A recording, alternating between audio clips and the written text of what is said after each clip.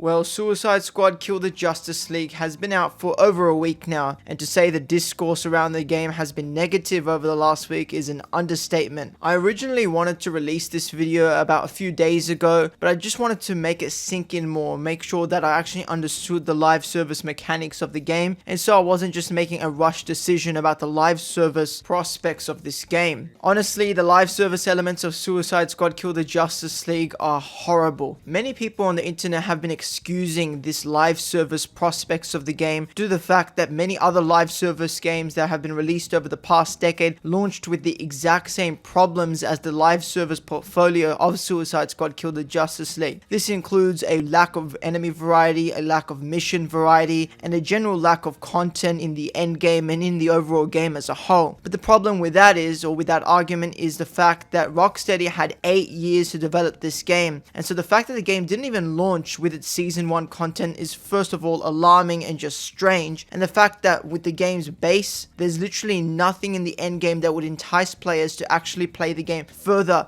other than just trying the first few missions in the end game. I would understand if some of these missions were designed completely differently to that of the story missions in the game and that the objectives were different, but the fact that the end game missions are the exact same objectives from the story missions again and again, but without the story to string you along, there's literally no reason you'd want to play this game further past the story mode. Of course, when I was playing the game, I had a lot of fun with it, and I still retain that opinion that the gameplay of this game is absolutely phenomenal, and it's the only reason why I indulged in the endgame of this game for another 6 hours after finishing the main story. But the fact is, without enemy variety, without mission variety, and only 3 different mission types, or even 4 if you want to include the last one that you unlock as you play through the endgame, you really get no variety through playing these missions, and they are so monotonous and mundane that it becomes boring after just a couple of hours. I understand as a live service game, this game is supposed to hook you for hours and hours, for months and months, for even years, and the fact that they've got 10 seasons planned out for this game is absolutely crazy, because right now the game launched with absolutely no content to its name, and the majority of the player base is just going to try the game out, maybe finish the story mode or maybe not because of how many problems there is with the story mode, and they're just gonna leave the game because the end game here has nothing to offer. If, for example, I was an avid player of Destiny 2 or Borderlands 3 with so much content and variety in it, I wouldn't even dare to switch to this game, because this game just makes the same problems that those games did in its launch window. But instead of just improving upon that and not making the same problems that other live service games did, instead Rocksteady makes every single bad decision that other developers made and then times it by 10 with no enemy variety again